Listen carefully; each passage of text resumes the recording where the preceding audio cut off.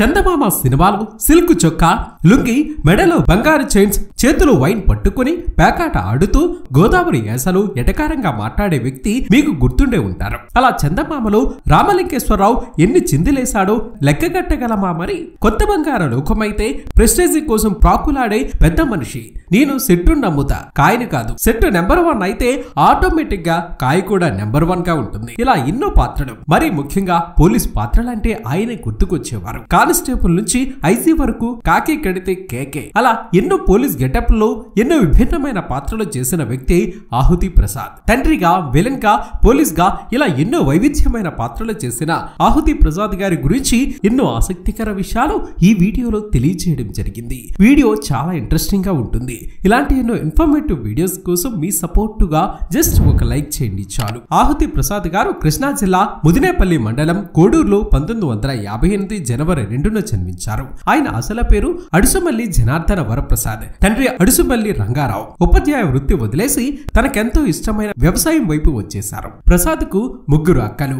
ఆహుతి ప్రసాద్ కు చిన్నతనం నుంచే సినిమాలంటే విపరీతమైన ఇష్టం. పైగా ఎన్టీఆర్ అభిమాని. చిన్నప్పటి నుంచి ఆహుతి ప్రసాద్ విడుదలైన ప్రతి సినిమా చూసేవారు. స్కూల్లో నాటకాలు వేసేవారు. 9 ఏళ్ల వయసులోనే అన్నా చెల్లెలు అనే నాటకంతో ముఖానికి రంగేసుకున్నారు ప్రసాద్. అందులో నటనకు ఉత్తమ పురస్కారం దక్కింది. అప్పుడే నటుడు కావాలని నిర్ణయించుకున్నారు ఆహుతి ప్రసాద్. సినిమాల మీద మమకారంతో చదువు యావరేజ్ మార్కులతోనే సాగేది. ఊళ్ళో పరిస్థితులు జీవనానికి అనువుగా లేవని కర్నూలు సమీపంలోని శాంతి నగరానికి మకా మార్చింది వారి కుటుంబం. అక్కడ కొద్ది రోజులు ఉన్నారు. ఆ తర్వాత కర్ణాటకలో రాయచూరు సమీపంలోని సింధనూరుకు వలస వెళ్లింది. తెలుగు వాళ్ళు ఎక్కువగా ఉండే పాండురంగపురం క్యాంపులో కొంతకాలం నివాసం ఉన్నారు. ఆ క్యాంపులో ఉన్న గోదావరి జిల్లాల వారితో మాట్లాడి ఆ యాస నేర్చుకున్నారు ప్రసాద్. అదే చందమామ సినిమాలో రామలింగేశ్వరరావు పాత్ర పండడానికి ఉపయోగపడింది. ఆహుతి ప్రసాద్ తన చదువు పూర్తయ్యాక 1983లో విక్టరీ మధుసూదన్ రావు హైదరాబాద్ లో ప్రారంభించిన మధు ఫిల్మ్ ఇన్స్టిట్యూట్ తొలి బ్యాచ్ లో చేరి నటనలో శిక్షణ పొందారు. అప్పటికే ప్రసాద్ కు పెళ్లైపోయింది. పెళ్లయ్యాక సినిమాలపై మరింత ఇష్టం, స్వేచ్ఛా భావాలు పెరిగాయి. అందులో ఇంట్లో వాళ్ళు కాదన్న ఫిల్మ్ ఇన్స్టిట్యూట్ లో అడుగు పెట్టారు. అక్కడ అచ్యుత్, శివాజీ రాజా, రామ్ చగన్, ఆహుతి ప్రసాద్ బ్యాచ్ మేట్లు. డిప్లొమా అయ్యాక ఉషా కిరణ మూవీస్ చిత్రం మల్లెమొగ్గలు చిత్రానికి సహాయ దర్శకునిగాను పనిచేశారు. నాగార్జున హీరోగా చేసిన తొలి చిత్రం విక్రమ్ తో వెండితెరకు పరిచయమయ్యారు ఆహుతి ప్రసాద్. కానీ సినిమాలో ఆయన పాత్ర అంతగా ప్రేక్షకాదరణ పొందలేదు. ఆ తర్వాత ఆహుతి అనే చిత్రంలో నటించారు. ఈ చిత్రం 1987లో విడుదలై మంచి విజయాన్ని సొంతం చేసుకుంది. ఈ సినిమాతోనే ప్రసాద్ కు మంచి పేరు వచ్చింది. అందులో ఆయన హోమ్ మినిస్టర్ శంభు ప్రసాద్ గా అలరించారు. ఆ సినిమాతో ప్రసాద్ కాస్త ఆహుతి ప్రసాద్ అయిపోయారు. అయితే ఈ విషయాన్ని ఆయన సద్వినియోగం చేసుకోలేకపోయారు.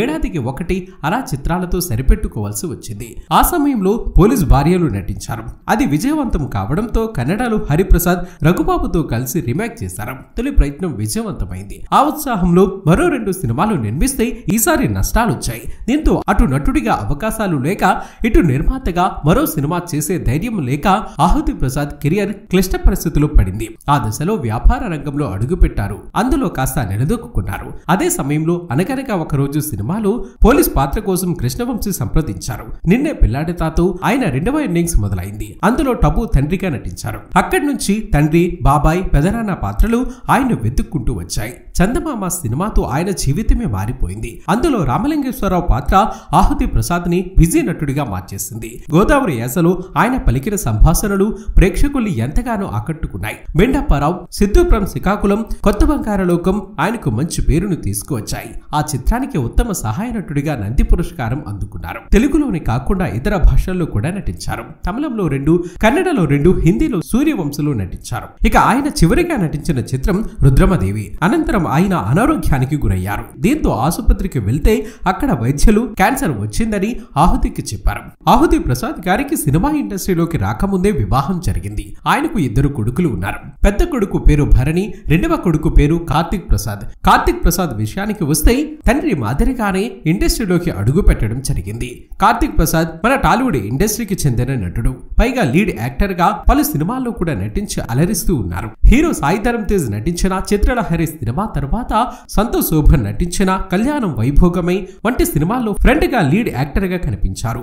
ఇక రీసెంట్ గా మంగళవారం సినిమాలో ఫుల్ లెంత్ రోల్ లో డేనియల్ పాత్రలో నటించి తెలుగు వారికి ఎంతో దగ్గరయ్యారు కార్తిక్ ప్రసాద్. ఈయన కేవలం తెలుగులోనే కాకుండా తమిళ, మలయాళ భాషల్లో కూడా ఎన్నో సినిమాలు నటిస్తూ రాణిస్తూ ఉన్నారు. అలా తన తండ్రి నటవారసత్వాన్ని కొనసాగిస్తున్నారు ఆహుతి ప్రసాద్ గారి అబ్బాయి. ఏది ఏమైనా తండ్రికి తగ్గ నటుడిగా గొప్ప పేరు ప్రఖ్యాతి సాధించాలని మనము మనస్ఫూర్తిగా కోరుకుందాం. మరి ఆహుతి ప్రసాద్ గారి నటన మీకు ఇష్టమైతే ఈ వీడియోను లైక్ చేసి మీ అభిప్రాయాన్ని కామెంట్ రూపంలో చెప్పండి ఫ్రెండ్స్.